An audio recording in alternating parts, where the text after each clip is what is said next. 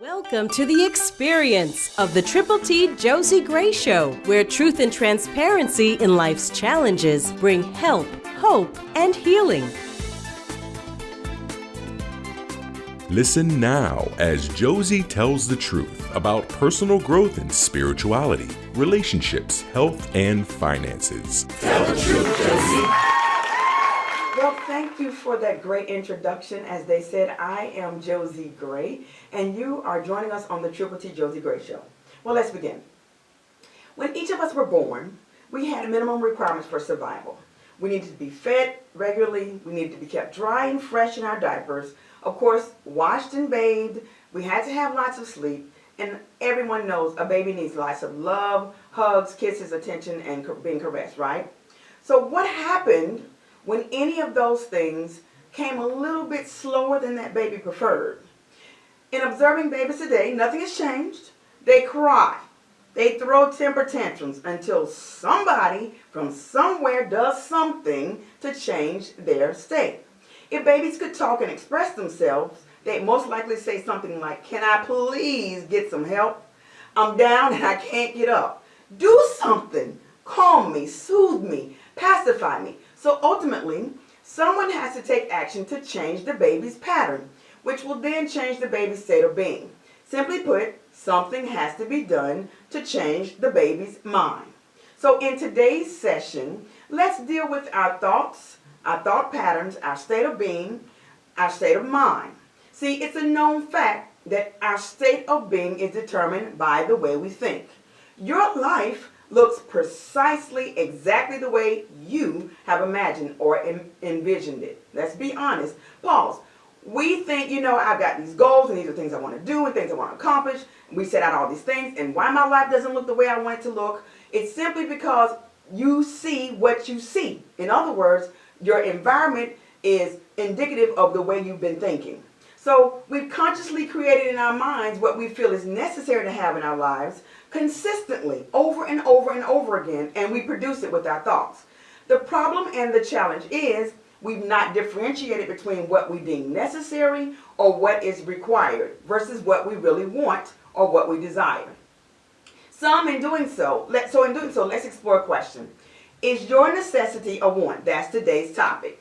Is your necessity a want? In other words, let's deal with what's required versus what's desired. As a child, we wanted, the latest toy, the latest doll, the latest train, truck, or toy. I remember I was in love with Wonder Woman. A lot of us were in love with Wonder Woman, right? So I wanted that little Wonder Woman outfit.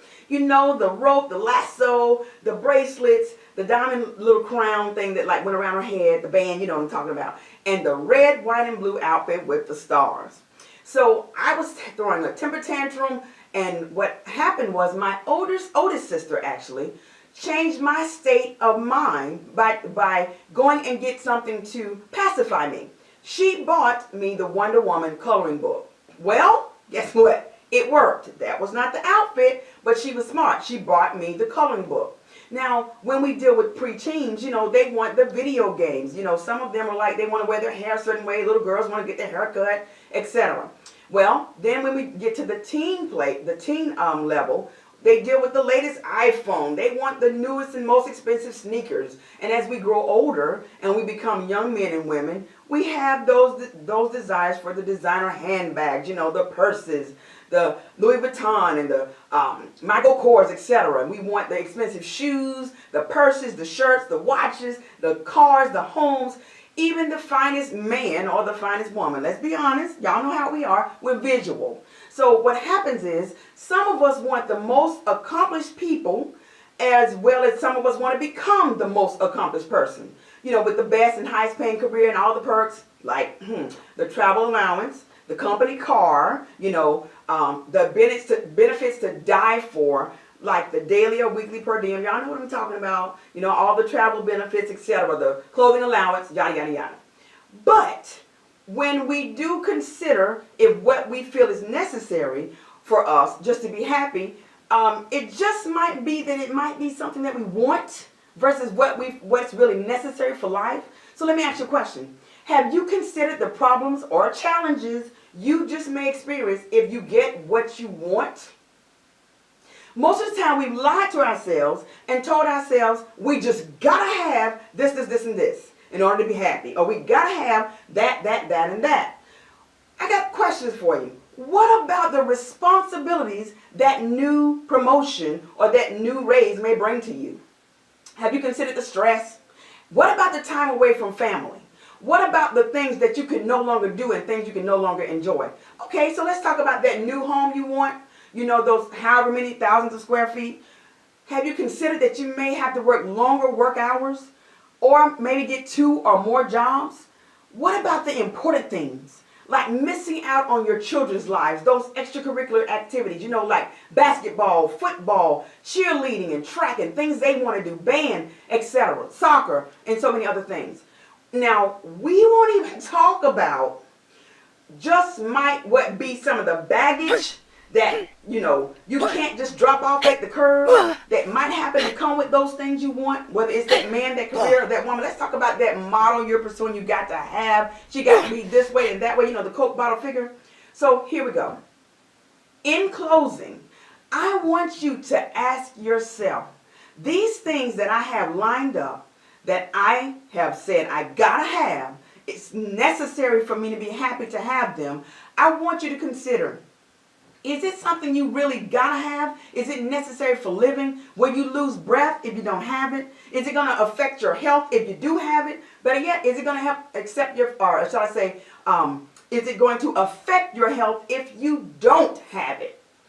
We need to understand the difference between what's necessary and what we want. We cause ourselves so much unnecessary grief, so much unnecessary pain, so much unnecessary sleepless nights and stress because we're grasping for something we say that's necessary or mandatory, but it's not really necessary for living.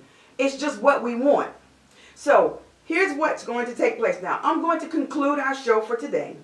And in that being said, I want you to remember, when you're deciding and writing out your goals and writing out your visions and setting your pros and cons for the things you gotta have in life, consider whether or not it's best for you. Consider whether or not that person, that career, that home, that car is gonna get you where you need to go when it comes to your purpose. Consider whether or not that person that you say is the best thing walking, riding, breathing is going to complement your destiny. Consider, is that car something you want for your outward appearance? Or is it something that's going to help you get where you got to go? Let's be honest. We can get a Ford, we can get a Lexus, we can get a Mercedes, we can get a Bentley, we can get all types of cars, but all of them are just riding on 4 wheels. They're all going to get us where we need to go. The question is, everything that you're pursuing and everything you feel is necessary, is it going to get you where you need to go in life? So, thank you so much for joining us. This concludes our show. We want to thank you for your support, and we want to ask you as well to remember to subscribe, also like, comment, and share this channel, of course, if it's impacting your life. Also, my contact information is below. I am available to appear at an event for or near you.